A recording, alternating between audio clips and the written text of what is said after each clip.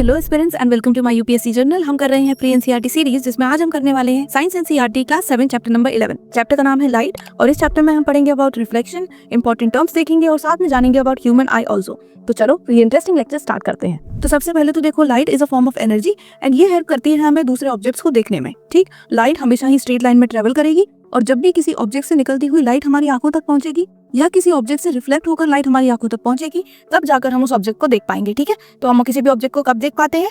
When either it emits the light या फिर light bounces back and reaches our eye through that object. ठीक, तो ये हमने पढ़ लिया लाइट क्या होता है।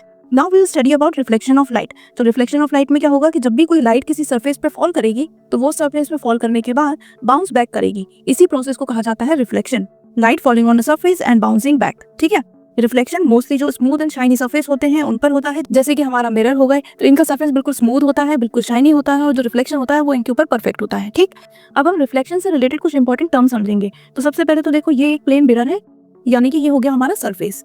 लाइट का सोर्स ये टॉर्च है। अब टॉर्च से जो रे ऑफ लाइट निकल के आ रही है, जो इस मिरर के ऊपर गिर रही है, इसको कहेंगे हम इंसिडेंट रे। क्यों? क्योंकि ये मिरर के ऊपर आकर गिरेगी, इसके बाद ये बाउंस करेगी वापस, तो जो रे वापस बाउंस करेगी उसे हम कहेंगे रिफ्लेक्टेड रे। ठीक है, तो यहाँ तक क्लियर है कि जो रे ऑफ लाइट आके सरफेस पे गिरेगी वो होगी इंसिडेंट रे और जो रे ऑफ लाइट उससे बाउंस बैक करेगी वो होगी हमारी रिफ्लेक्टेड रे। ठीक, now what we do is कि जो हमारा पॉइंट ऑफ इंसिडेंस होता है, यानी कि वो पॉइंट जहां पर आकर इंसिडेंट रे सरफेस को टच करती है, वहां पर हम एक नॉर्मल ड्रॉ कर देते हैं, यानी एक परपेंडिकुलर लाइन। ठीक है, अब इस लाइन और इंसिडेंट रे के बीच में जो एंगल बनता है उसे कहते हैं एंगल ऑफ इंसिडेंस, और इस नॉर्मल और रिफ्लेक्टेड रे के बीच में जो एंगल बनता है उसे कहते हैं एंगल ऑफ रिफ्लेक्शन।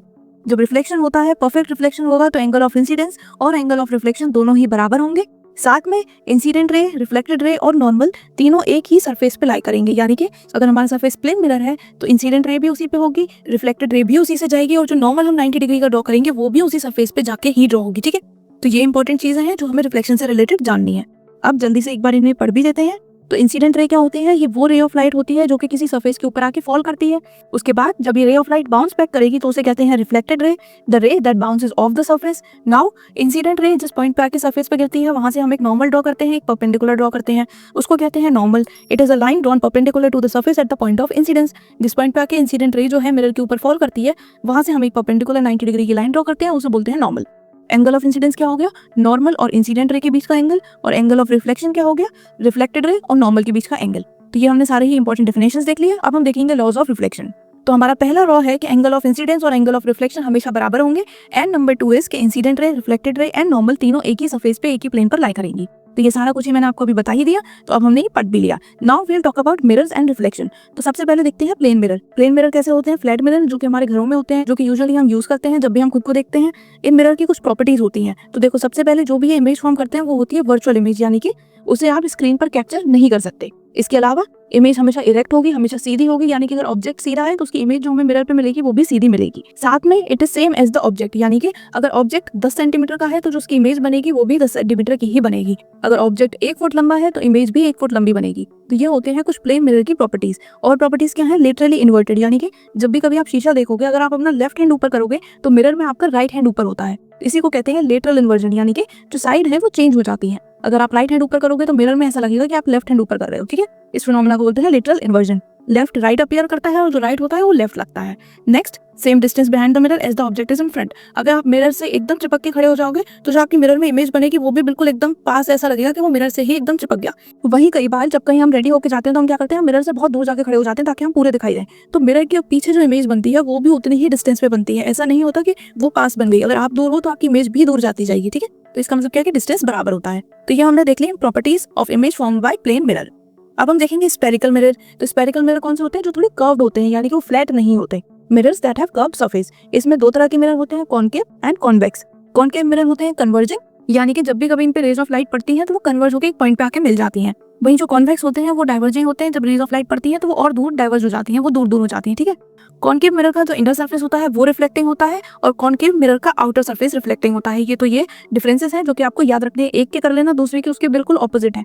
कॉनकेव का करना कि कन्वर्जिंग है और इसका इनर सरफेस जो है वो रिफ्लेक्टिंग है। ठीक है, now let's talk about lenses. तो lenses are a transparent material bounded by 2 surface, यानी कि एक ट्रांसपेरेंट मटेरियल होता है जो कि 2 सरफेस के थ्रू बाउंड कर दिया जाता है, उसके अराउंड 2 सरफेसेस होते हैं, इसी को हम कहते हैं लेंस। लेंस भी दो तरह के होते हैं, convex lens and concave lens. जो कॉन्वेक्स लेंस होते हैं वो बल्ज आउटवर्ड की तरफ करते हैं और ये रेज ऑफ लाइट को कन्वर्ज कर देते हैं। वहीं जो कॉन्केव लेंस होते हैं वो इनवर्ट की तरफ होते हैं और ये रेज ऑफ लाइट को डाइवर्ज कर देते हैं। तो ये आपको याद रखना है और बस एक ही याद रखना, दूसरा उसका ऑपोजिट है तो वो याद मत करना, ठीक है। Now let's talk about regular and diffuse reflection. Regular reflection क्या होता है और डिफ्यूज रिफ्लेक्शन क्या होता है। तो जो भी रिफ्लेक्शन स्मूथ सरफेस पे होगा जैसे कि मिरर, तो वो हो गया रेगुलर रिफ्लेक्शन। और क्योंकि ये रेगुलर रिफ्लेक्शन है तो इमेज हमें बिल्कुल क्लियर मिलती है और रेज रिफ्लेक्शन के बाद भी पैरेलल ही रहती है। वहीं जो डिफ्यूज रिफ्लेक्शन होता है वो रफ सरफेसेस पे होता है, जैसे कि वॉल हो गए, पेपर हो गया, तो यहाँ पर जो इमेज है वो क्लियर नहीं बनेगी और जो रिफ्लेक्टेड रेज है वो अलग अलग डायरेक्शन में स्कैटर हो जाएंगी। इसी वजह से जो इमेज है वो हमें प्रॉपर नहीं मिलेगी। अब हम डिस्कस करते हैं multiple reflection. So it occurs when a reflected light रे is reflected again by another surface, यानी कि एक रे ऑफ लाइट एक सरफेस से दूसरे पे पड़ी, उससे तीसरे पर वो बार बार रिफ्लेक्ट होती जा रही है। तो इससे क्या हो रहा है, इससे हो रहा है मल्टीपल रिफ्लेक्शन। जैसा कि आपने देखा होगा इन कैलिडोस्कोप, इसमें क्या होता है कि इसमें 3 ग्लासेस होते हैं, 1, 2 एंड 3, और इन तीनों को ऐसे लगा के और इनको बाइंड कर देते हैं, साथ में बांध देते हैं। उसके बाद अगर आप इसके अंदर कुछ डालते हो तो उसके आपको मल्टीपल इमेजेस, बहुत प्यारे पैटर्न देखने को मिलते हैं। क्यों? क्योंकि मल्टीपल रिफ्लेक्शन हो रहा होता है, इधर इधर इधर इधर, तो ये रिफ्लेक्शन जो है ये बार बार हो रहा है, तो एक ऑब्जेक्ट की बहुत सारी इमेजेस बन जाती हैं और इसी फिनोमेना पे हमारा कैलिडोस्कोप वर्क करता है। It is an instrument based on multiple reflection to create beautiful patterns. बहुत ब्यूटीफुल जो है पैटर्न्स यहाँ पर आपको देखने को मिल जाएंगे। क्यों? क्योंकि अगर आप इसमें 5 ऑब्जेक्ट्स डालोगे तो उनका रिफ्लेक्शन मल्टीपल टाइम्स होकर वो बहुत ही प्यारा एक पैटर्न बना लेगा। ठीक है, तो ये हमने पढ़ लिया about multiple reflection. Now let's talk about dispersion of light. तो डिस्पर्शन यानी कि लाइट का स्प्लिट हो जाना इनटू अलग अलग डिफरेंट कंपोनेंट कलर्स। ठीक, जैसे कि जो व्हाइट लाइट है वो प्रिज्म से पास करती है तो वो 7 कलर्स में स्प्लिट हो जाती है। इसको याद रखने की ट्रिक है VIBGYOR, violet, indigo, blue, green, yellow, orange and red. तो जब भी व्हाइट कलर की लाइट किसी प्रिज्म पे पड़ेगी तो वो स्प्लिट हो जाती है इनटू 7 कलर्स एंड इसी को कहते हैं डिस्पर्शन ऑफ लाइट। रेनबो इसका एक नेचुरल एग्जांपल है जो कि हमें देखने को मिलता है after rain. Now moving forward, अब हम डिस्कस करेंगे ह्यूमन आई। जो देखते हैं सबसे पहले parts of I and function. तो वी हैव कॉर्निया। कॉर्निया क्या होता है, ये आंख के ऊपर एक बहुत ही ट्रांसपेरेंट लेयर होती है जो कि फोकस करने में मदद करती है ऑन द लाइट। ठीक, तो आंखों के ऊपर जो ट्रांसपेरेंट लेयर है वो है कॉर्निया। इसके बाद आइरिस क्या है, तो ये हमारी आंखों का कलर पार्ट होता है। जैसे किसी की आंखें ब्राउन होती है, किसी की आंखें ब्लैक, किसी की ब्लू, तो ये जो कलर्ड पार्ट है जिसका हम कलर की बात कर रहे हैं वो है हमारा आइरिस।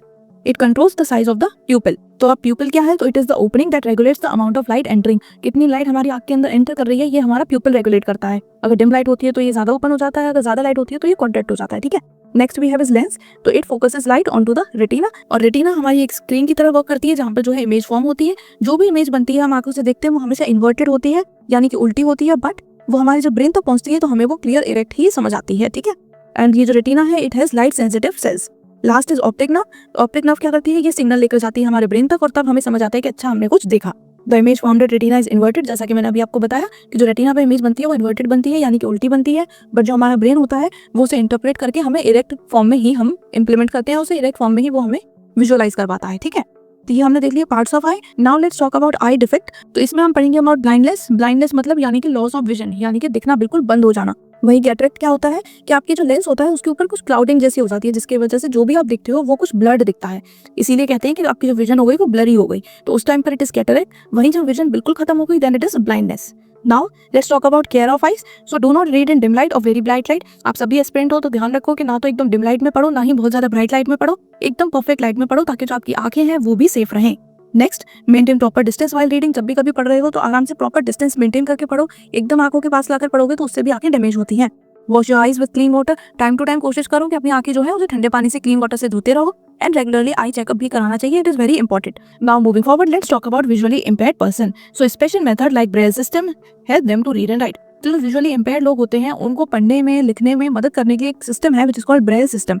इसमें क्या होता है, इसमें रेस्ड डॉट्स का यूज किया जाता है जिनको वो लोग अपने हाथों से टच करते हैं और वो उन्हें समझ जाते हैं। ठीक है, तो इन डॉट्स की मदद से ये लोग क्या करते हैं, लेटर्स को रिप्रेजेंट करते हैं, नंबर्स को रिप्रेजेंट करते हैं। तो जो लोग देख नहीं पाते वो अपने हाथों से अपने फिंगर से टच करके वो लोग पढ़ लिख लेते हैं। ठीक है, और साथ में अब with technological advancement audio books भी अवेलेबल होती हैं एंड वॉइस इनेबल्ड डिवाइसेस जो कि विजुअली इंपेयर्ड लोग होते हैं उनके लिए बहुत हेल्पफुल होते हैं क्योंकि वो बिना पढ़े भी अपनी ऑडियो बुक्स के थ्रू सबको सुन सकते हैं और इस वे में भी वो चीजें पढ़ सकते हैं। ठीक है, तो ये हमने पढ़ लिया about visually impaired people.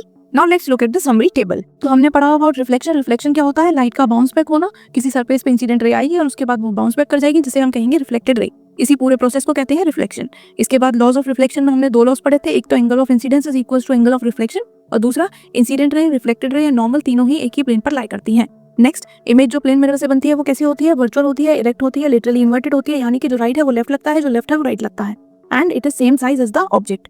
Next, dispersion क्या होता है, ये होता है लाइट का स्कैटर हो जाना इनटू डिफरेंट कलर्स। जब भी हमारी व्हाइट लाइट जो होती है वो प्रिज्म से पास करती है तो वो 7 कलर्स में स्प्लिट हो जाती है। उनको याद रखने की ट्रिक है विबग्योर।